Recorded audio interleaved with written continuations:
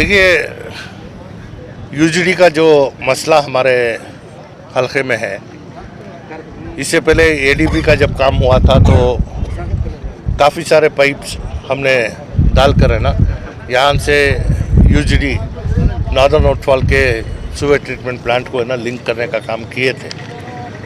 लेकिन हाल ही में JURNM आने के बाद बारिश के जो मोरिया हैं उनको है ना फिर से बनाने के वक्त बहुत सारे पाइप टूट गए हैं और इसके साथ साथ जो नए लेआउट्स मुडा के हैं या प्राइवेट है, इन लेआउट्स आने की वजह से इन तमाम का है ना जो यूजीडी का पानी है यहाँ से है ना बाहर निकालने के लिए फिलवक्त ओपन ड्रेन में और देवनूर के लेक में ये पानी आकर खड़ रहा है। इसे यहाँ से बाहर निकालने के लिए मौजूदा 2 पैकेज में 8 करोड़ के लागत में ये काम अभी शुरू हुआ है और इससे पहले 1.25 करोड़ में जो AG ब्लॉक से देवनूर लेक तक है ना काम मुकम्मल हुआ है। ये आने के बाद हमारे जो मसाइल यूजीडी का है इसे पूरे तौर से हल करने की कोशिश हो सकती है और साथ ही साथ आने वाले दिनों में देवनूर जो लेक है इसे फिर एक बार उसे जान देने की कोशिश करने के लिए ये काम बेहद ज़रूरी है, क्योंकि यूजीडी का पानी अब मौजूदा देवनूर लेक में आ रहा है। तो इसे अलहदा करने के लिए ये काम कर रहे हैं और ये काम लगभग 6 महीने में पूरा होगा। सर, देवनूर लेक को लेकर कई मसले थे, आप भी अल्हम्दुलिल्लाह जानते हैं। जी, कई मरतबा आपने कहा था कि इसको तरक्यात दी दे, काम की रही। इसको लेकर आपका क्या ख्याल है आने वाले दिनों में? 17.5 करोड़ रुपए का एक एस्टिमेट बना है जी। थोड़ा इंक्रोचमेंट भी हुआ है जी।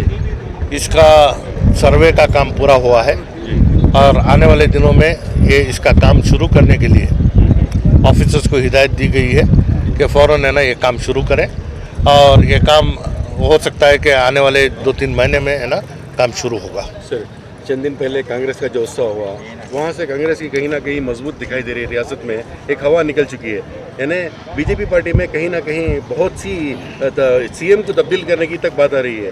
सर, आने वाले दिनों में क्या कांग्रेस उस तरह अवाम में मजबूत होगी जिस तरह का दावा है? मौजूदा हुकूमत जो रियासत में है उनके मंसूबे तरक्की की तरफ नहीं है जी। दिलों को तोड़ना और है ना एक दूसरे के ऊपर है ना झगड़े कराने का काम है ना वो कर रहे हैं और इससे जाहिरी बात है कि है ना रियासत में आवाम बीजेपी से है ना बदजन हो गई है और कांग्रेस को मजबूत करने का इरादा कर चुकी है। तो इस वजह से हाल ही में जो दावनगिरी में प्रोग्राम हुआ, ये इस बात की दलील है कि कांग्रेस को ताकत है। तो कांग्रेस की ताकत का अंदाज़ा लोगों को दिखाने का एक बहाना रहा और साथ ही साथ हमारे CLP लीडर सिद्धरामैया के 75 साल की है ना सालगिरह कांग्रेस पार्टी के जानिब से जिस तरीके से वो हुआ है, इससे ये पता चलता है कि लोग कांग्रेस के मिन जानिब बिल्कुल आ रहे हैं। अच्छा सर, एक आखिरी सवाल, आपने कहा था अगर एक कदम आगे बढ़े तो 4 कदम आपके इंतज़ार में थे, आज भी इंतज़ार में है। मैनेजमेंट आपसे मिला नहीं मिला सर, फ़र्क है?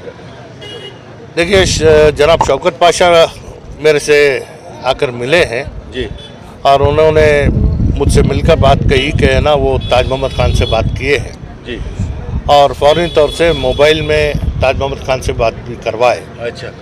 बात करने के बाद उन्होंने अपने तबीयत को लेकर है ना बोला कि मेरी तबीयत नासाज है, चंद दिन के बाद मैं ज़रूर आपसे आकर मिलूँगा। जी। लेकिन अभी तक है ना वहाँ से है ना कोई है ना बात मुझे है ना जी मेरे हाथ बहरहाल जो आपने वादा किया था बच्चों की तरक्की, मतलब बच्चों की खातिर आप कभी भी तैयार हैं उनकी बहबूदी के लिए? देखिए, सबसे पहले ये कौमी इदारा है जी। बावजूद इसके कि एक प्राइवेट ट्रस्ट है, ये कौमी इदारा है, इसे साथ देना हमारा ये फ़र्ज़ बनता है। लेकिन अपने गलतियों को छुपाने के लिए सियासी तौर तरीक़े अपनाना ये सही नहीं है, क्योंकि अब तक जो भी हुआ है आवाम को इस बात का अंदाज़ा भी है कि अगर वो सही तरीके से अपने काम को अंजाम देते तो आज ये दिन देखना नहीं पड़ता। हर चीज़ कोर्ट के ज़रिए या फिर है ना दूसरों के ऊपर इल्ज़ाम डालने के ज़रिए अगर इदारा चलाना चाहते हैं तो ये इदारा चलाने का तरीका नहीं है। तो मैंने उनको साफ तौर से बात भी की है, वो अगर आकर अपने मसाइल मेरे सामने रखें तो उसके बाद है ना किस तरीके से उनको साथ देना, चाहे वो हुकूमत का हो या अवामी सतह पर हो, या किस तरीके से उनको साथ देना है ये करेंगे। हमारे सामने ये बड़ा मसला है कि उन्होंने जो 8 करोड़ 9.5 लाख का है ना जो कर्जा लिया था, वो आज कर्जा कहीं 42 लाख हुआ है, 42 करोड़ हुआ है। और इसके साथ साथ डेंटल कॉलेज और दूसरे उनके जो भी है ना काम कर रहे हैं उनको है ना उनके तनख्वाह भी है ना तक नहीं मिले हैं। तो मसाइल जो भी हैं वो मेरे सामने अगर रखें तो उसे ना किस तरीके से हल किया जा सकता है वो ज़रूर आवाम के खातिर और मिली इदारे के खातिर करने के लिए मैं तैयार। शुक्रिया सर। ಮೆಚ್ಚಿನ ಶಾಸಕರು ತನ್ವೀರ್ ಸೇಠ್ ಸಾಹೇಬರು ನಮಗೆ ಹೆಚ್ಚಿನ ಅನುದಾನ ಕೊಡ್ತಾ ಇದ್ದಾರೆ. ನಂಗೆ ಸಾಕಷ್ಟು ಕಾರ್ಪೊರೇಟ್ರಲ್ಲಿ NR ಕ್ಷೇತ್ರದಲ್ಲಿ ಹೆಚ್ಚಾಗಿ ಅನುದಾನ ತಗೊಂಡಿದ್ದೀನಿ. ಈಗ ಗಣೇಶ್ ನಗರ ಭಾಗಕ್ಕೆ UGD ಸಮಸ್ಯೆ, ನೀರು ಮನೆಗೆ ನುಗ್ಗೋದು ಇವೆಲ್ಲ ಆಗ್ತಾಯಿತ್ತು. ಈಗ ಅದನ್ನ ಶಾಶ್ವತ ಪರಿಹಾರ ಮಾಡೋಕ್ಕೆ ಅಂದ್ಬಿಟ್ಟು ಶಾಸಕರು 8 ಕೋಟಿ ಚಿಲ್ಲರೆ ಅಮೌಂಟ್ ಕೊಟ್ಟು ಕೆಲಸ ಶುರು ಮಾಡಿಸಿದರೆ ಅವ್ರಿಗೆ ಧನ್ಯವಾದ ಹೇಳ್ತಾ ನಾನು ಮುಂದಿನ ದಿನದಲ್ಲಿ ಹೆಚ್ಚಿನ ರೀತಿ ಅವ್ರಿಗೆ ಅವಕಾಶ उपमुख्यमंत्री ಆಗಲಿ ಅಂತ ಕೇಳ್ಕೊತೀನಿ। जो 8.5 करोड़ का जो आज गुदली पूजे हुई है, ये UGD का पाइप जो डाइवर्ट करने की जो बात है, कम से कम 4-5 साल पहले जो है सेठ साहब ने राजू नगर में और उदयगिरी जो गणेश नगर की बात हुई थी, इधर से जो पाइपलाइन लेके जाने का था, उनका ये बहुत पुराना एक प्रोजेक्ट है। इंशाल्लाह आज ये होने की वजह से बहुत सी चीज़ें हल हो जाएंगी। UGD का जो पानी डाइवर्ट करने का है बहुत बड़ी बात है, क्योंकि अब एक लाइन जाने वाली है निमरा मस्जिद से, वो एक पेंडिंग है। इंशाल्लाह मैं हमारे अल्लाह तनवीर सेठ साहब से गुजारिश करता हूँ कि उसे भी एक अमाउंट डाल के वो क्लियर करे करके। इंशाल्लाह राजू नगर की जो आवाम है, इंशाल्लाह ये हमें आने के बाद ये 3-4 सालों में जैसे मेयर होकर भी काम किया हूँ, डिप्टी मेयर होकर भी काम किया हूँ, मेरे ख्याल से NR क्षेत्र में जो है अल्लाह तनवीर सेठ साहब ने सबसे ज़्यादा अमाउंट राजू नगर को ही दिया है।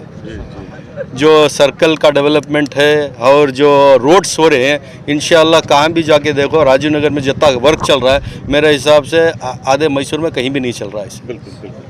तो अल्लाह तनवीर सेठ साहब से मैं गुजारिश करना चाहूँगा, इंशाल्लाह आने वाले दिनों में अगर हमारी हुकूमत आई तो देवनूर केरे और दूसरा जो डेवलपमेंट है अभी ज़्यादा इंशाल्लाह करें करके।